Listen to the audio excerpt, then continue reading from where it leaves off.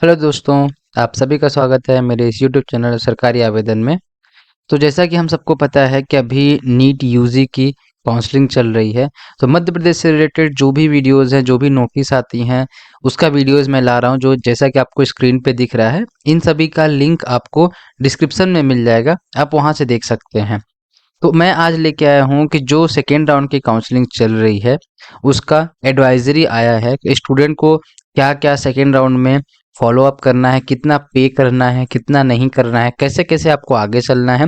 ये सब के बारे में गवर्नमेंट ने एक नोटिस निकाला है। उस नोटिस के बारे में मैं अभी यहाँ पे डिस्कस करूंगा। तो आप वीडियो में लास्ट तक बने रहिएगा, जिससे आपको चीज़ें समझ में आ जाएं। और वीडियो अच्छी लगे तो लाइक कर दीजिएगा, और ऐसे इन्फॉर्मेटिव वीडियोस के लिए चैनल को सब्सक्राइब कर लीजिएगा। तो चलिए शुरू करते हैं। तो ये है वो नोटिस, आप इसको डायरेक्ट डीएमई की साइट से जाके डाउनलोड भी कर सकते हैं, और मैं इसका लिंक अपने डिस्क्रिप्शन में दे दूंगा। वहां से भी आप डाउनलोड कर सकते हैं, आपको साइट पे जाने की उतनी ज़्यादा ज़रूरत नहीं है। तो चलिए हम इसको एक एक करके समझते हैं कि पहला क्या है कि मध्य प्रदेश राज्य स्तर संयुक्त काउंसलिंग नीट के लिए क्या है कि नीट यूजी 2024 में द्वितीय द्वितीय चरण की काउंसलिंग के लिए द्वितीय चरण की काउंसलिंग हेतु अभ्यर्थियों के लिए मार्गदर्शिका, मतलब कि एडवाइजरी। तो द्वितीय चरण की काउंसलिंग तो अब तक में लगभग आप सबने कर लिया होगा, लेकिन उसके बाद क्या प्रोसेस है कि हाँ काउंसलिंग तो कर लिया, उसके बाद क्या होगा उसके बारे में देखेंगे। तो चलिए पहला क्या है, पहला पॉइंट क्या है कि यदि चरण हेतु प्रदर्शित काउंसलिंग कार्यक्रम के अनुसार द्वितीय चरण में मध्य प्रदेश चिकित्सा प्रवेश अधिनियम 2018 में जो संशोधित हुआ है 2024 में, इसका भी पीडीएफ है साइट पे, आप वहां से देख लीजिएगा। इसमें क्या है कि द्वारा प्रविष्ट विनिश्चित समय सीमा में अपनी चॉइस फिलिंग एवं चॉइस लॉकिंग करना अनिवार्य रूप से करानी होगी। चॉइस फिलिंग एवं चॉइस लॉकिंग के समय सारणी में प्रदर्शित अंतिम दिनांक तक अगर एग्जिट ऑप्शन उपलब्ध रहेगा, उसके बाद नहीं होगा। मतलब इस पॉइंट का मतलब ये है कि आपको जो डेट बताया गया है उसी डेट में अपनी चॉइस फिलिंग करनी है। और दूसरा क्या है कि जो द्वितीय चरण में भाग लेने वाले भारत के राजपत्र में कौन सा 21 मई 2018 में जो प्रकाशित है, किसका, भारतीय आयुर्विज्ञान परिषद में संशोधन किया गया था। कब? 2018 में किया गया था, लेकिन उसको और संशोधित किया गया था 19 जून 2019 के अनुसार। स्नातक पाठ्यक्रम के राज्य कोटे के सीटों पर द्वितीय चरण की काउंसलिंग में भाग लेने के लिए नियमानुसार पात्र अनारक्षित अभ्यर्थियों द्वारा शासकीय महाविद्यालयों के लिए 10,000 रुपये और आरक्षित श्रेणी के विद्यार्थियों के लिए 5,000 रुपये द्वितीय चरण काउंसलिंग में फिलिंग के पूर्व अग्रिम शुल्क के रूप में ऑनलाइन जमा करानी होगी। मतलब क्या है कि जो अनरिजर्व वाले हैं उनको 10,000 रुपये आपको जमा कराना है, और जो किसी भी कैटेगरी से हैं, जैसे कि S OBC, ST, SC, EWS, इन सबको, मतलब कि आरक्षित वालों को, मतलब कि रिजर्व वालों को 5,000 रुपये जमा करना होगा द्वितीय काउंसलिंग से पहले। तो ये चीज आपको पोर्टल पे ही दिखेगा, जैसे आप काउंसलिंग करने जाओगे वहीं पे दिखेगा। पहले आप इसको पे करोगे, इसके बाद ही आपको इसमें आगे चॉइस फिलिंग करने का मौका मिलेगा। तो कैसे आपको पे करना है इसका भी मैंने वीडियो ले आया हूँ आपके चैनल, मेरे चैनल पे वो वीडियो है, आप उसको देख सकते हैं, या तो उसका लिंक डिस्क्रिप्शन में मिलेगा, आप वहां से देख सकते हैं। अब क्या है कि द्वितीय चरण में चॉइस फिलिंग किए जाने से पूर्व जमा किए गए अग्रिम राशि शुल्क, जैसे आपने जो 5,000 या 10,000 रुपये जमा किया है, उसका समायोजन प्रथम चरण के प्रवेशित विद्यार्थियों द्वारा प्रथम चरण में जमा की गई राशि के में समायोजित की जाएगी। अगर मतलब आपने जो पहले चरण में, जैसे किसी ने अपग्रेड किया या कि फिर उसने दूसरे चरण में किया, तो उसमें समायोजित कर लेंगे। अब क्या है कि द्वितीय चरण में अनुसूचित जाति, मतलब कि एसटी कैटेगरी के अभ्यर्थियों को शासकीय और निजी चिकित्सा और दंत चिकित्सा महाविद्यालयों की इस चरण के लिए चॉइस फिलिंग के पूर्व किसी भी तरह की अग्रिम शुल्क जमा नहीं करनी है, किंतु चॉइस लॉकिंग के समय 100 रुपये जमा करना है। मतलब क्या है कि अगर एसटी का कोई बच्चा है, सिर्फ एसटी के लिए, ओनली एसटी के लिए कोई भी अग्रिम शुल्क नहीं जमा करना है। कोई भी, जैसे जो 5,000 10,000 था, 5,000 किसको किसको जमा करना होगा आपका, तो ओबीसी को जो 5,000 रुपये है, ओबीसी, एससी और ईडब्ल्यूएस, इन तीन वालों को 5,000 जमा करना है। एसटी वालों को एक भी रुपए जमा नहीं करना है। लेकिन जब चॉइस लॉकिंग होता है, चॉइस आप पूरा फिल कर लेते हो, इसके बाद जब चॉइस लॉकिंग होगा तो 100 रुपये, 100 रुपये जो है वो सभी को जमा करना है। 100 रुपये सभी स्टूडेंट्स को जमा करना पड़ता, चाहे ओबीसी हो, एसटी, एससी, कोई सा भी हो। अब क्या है, द्वितीय चरण की काउंसलिंग में मध्य प्रदेश के स्थानीय निवासी अभ्यर्थी एवं ऐसे विद्यार्थी जो राज्य के बाहर के निवासी हैं, आवंटन हेतु चॉइस फिलिंग कर सकेंगे। मतलब जो फर्स्ट काउंसलिंग थी, फर्स्ट काउंसलिंग में ओनली एमपी वालों ने किया था, एमपी वालों के लिए था, लेकिन जो सेकेंड काउंसलिंग है वो ऑल ओवर इंडिया के लिए है, पूरा कितना है, इंडिया के लिए। मतलब कि इसमें यूपी, एमपी, छत्तीसगढ़, बिहार सबका बच्चा आ सकता है सेकेंड काउंसलिंग में। तो मतलब कि सेकेंड काउंसलिंग में थोड़ा सा टफ जाएगा, मतलब कि इसमें कंपटीशन ज़्यादा रहेगा। अब क्या है कि द्वितीय चरण में राज्य के स्थानीय निवासी अभ्यर्थी को प्राथमिकता के आधार पर आवंटन दिया जाएगा। स्थानीय निवासी अभ्यर्थी मेरिट में उपलब्ध न होने की स्थिति में ही राज्य के बाहर अभ्यर्थी को आवंटित मेरिट के अनुसार दिया जाएगा। मतलब इसमें भी आपको, जैसे कि मान लीजिए एक एमपी का बच्चा है, उसका रैंक है 1000, उसका रैंक तो 1000, जैसे कि कोई एमपी का बच्चा है, उसमें क्या होगा कि अगर उसका मार्क्स है 580 और यूपी का भी बच्चा है जिसका है 580, तो एमपी वाले को प्राथमिकता दी जाती है। एमपी वाले को यहाँ पे क्या किया जाएगा, प्राथमिकता दिया जाएगा, यूपी वाले को नहीं दिया जाएगा।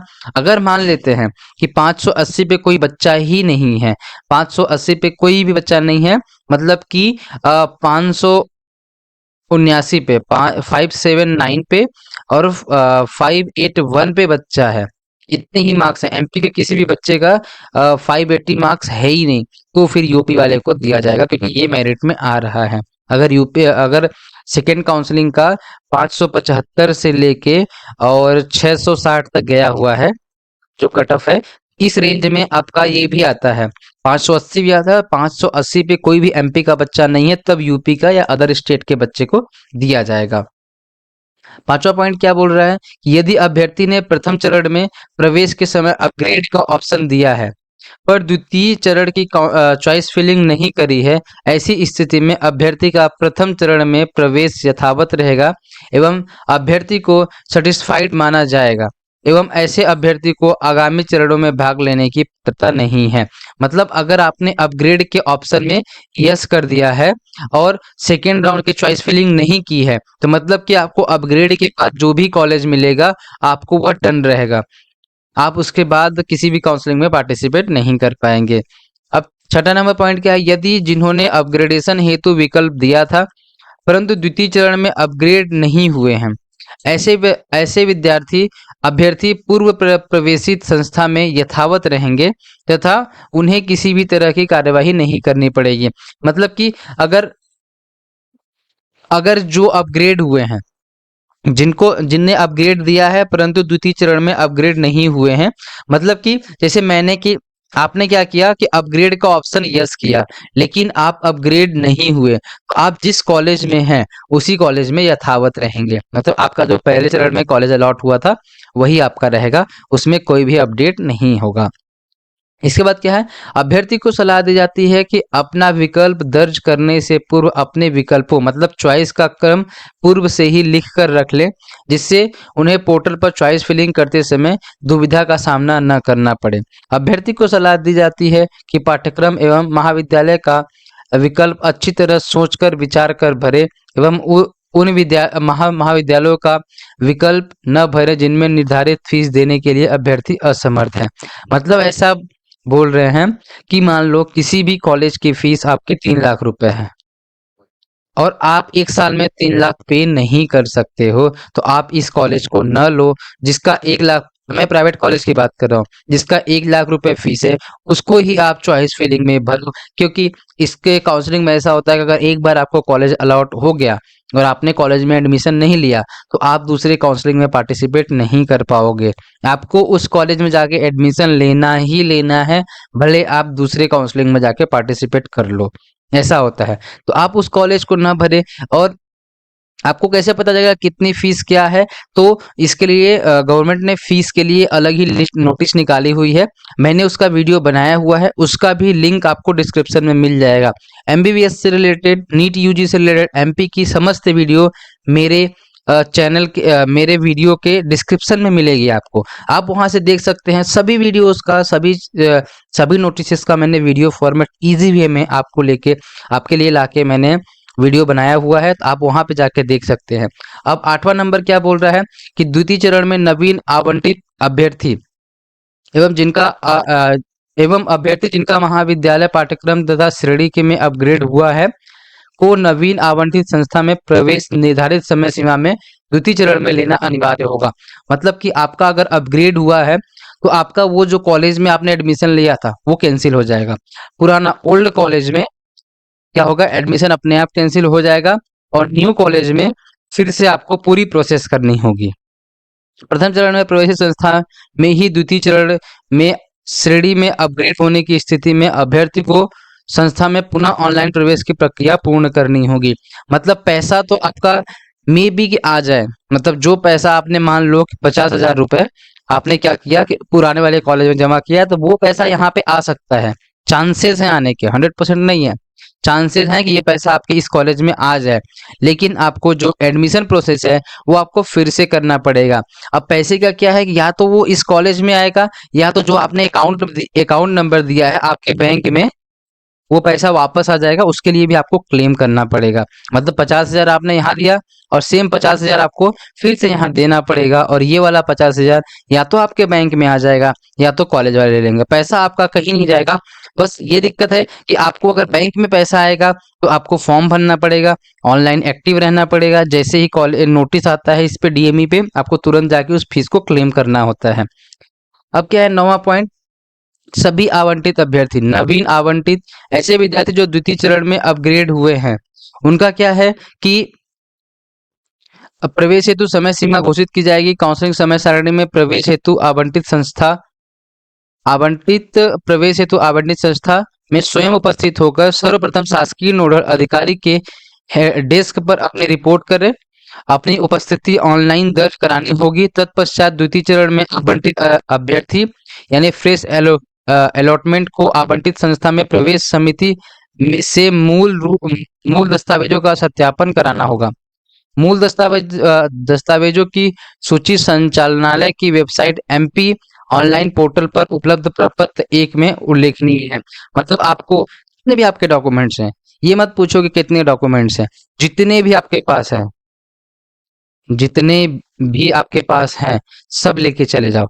मैं बता दे रहा हूँ ओरली, आय, जात, निवास, बैंक अकाउंट, समग्र आईडी, आधार कार्ड, आपके 9, 10th, 11th, 12th का रिजल्ट भी होना चाहिए आपके पास। अगर आपका गैप है तो गैप सर्टिफिकेट रखो, और जो भी एनेक्सर इनने पहली बार में दिया था कि ये फॉर्मेट लेके जाना है, उन सारे फॉर्मेट की एक एक फोटोकॉपी लेके जाना। या तो वो प्राइवेट कॉलेज है तो वो आपको दे देंगे, गवर्नमेंट कॉलेज है तो वहां से बोला जाएगा कि जाओ आप साइबर पे जाके प्रिंट करवा सकते हो।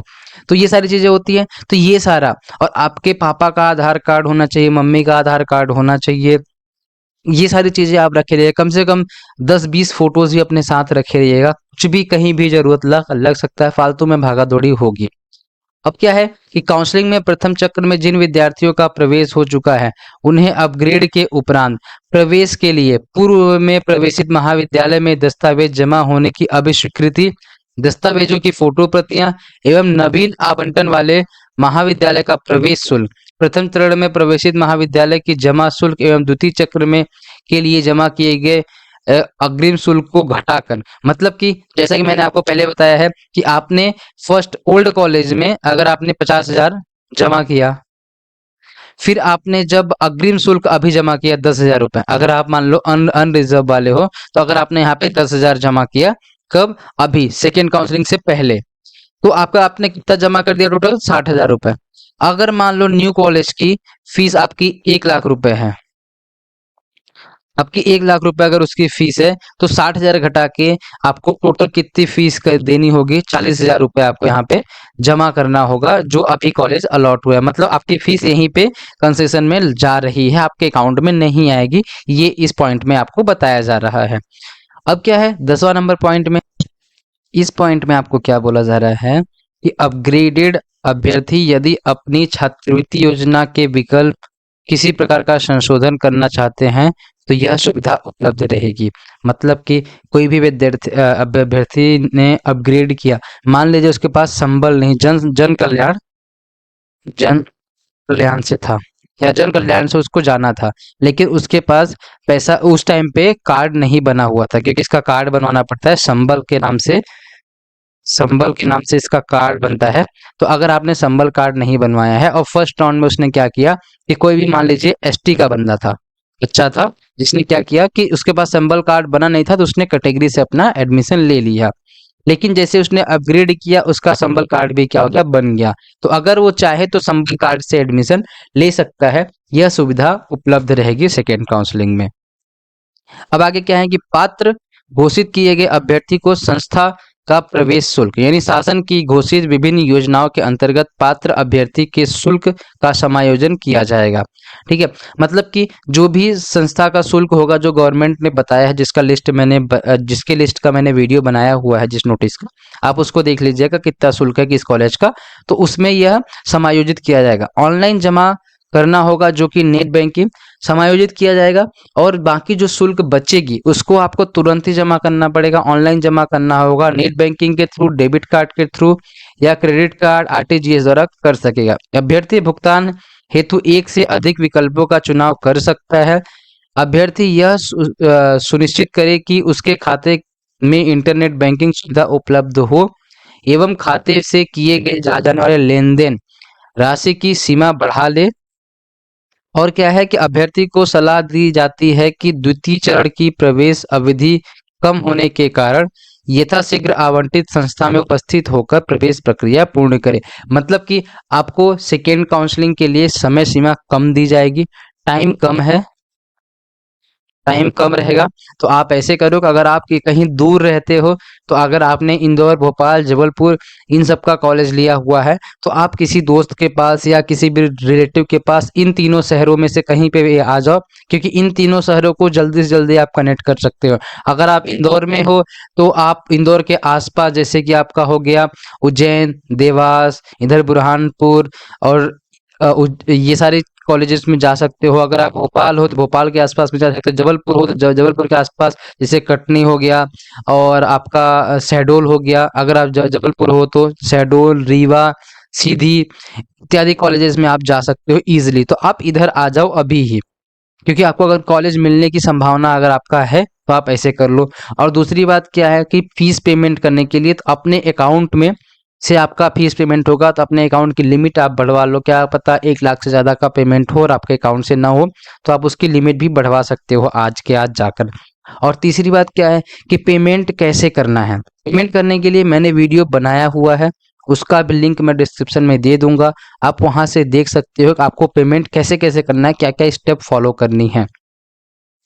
अब 12वां नंबर पॉइंट क्या बोल रहा है, द्वितीय चरण में प्रवेशित अभ्यर्थी एवं प्रथम चरण के प्रवेशित अभ्यर्थी को द्वितीय चरण में अपग्रेड नहीं हुए हैं।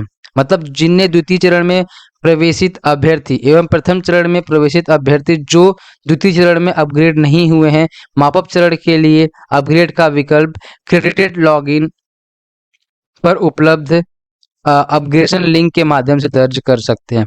मतलब ये बोला जा रहा है कि जिन बच्चों ने फर्स्ट काउंसलिंग में काउंसलिंग किया और अपग्रेड भी किया, लेकिन सेकेंड काउंसलिंग में उनका अपग्रेडेशन नहीं आया, तो क्या वह मॉपअप राउंड में अपग्रेडेशन का विकल्प कर सकते हैं? बिल्कुल कर सकते हैं।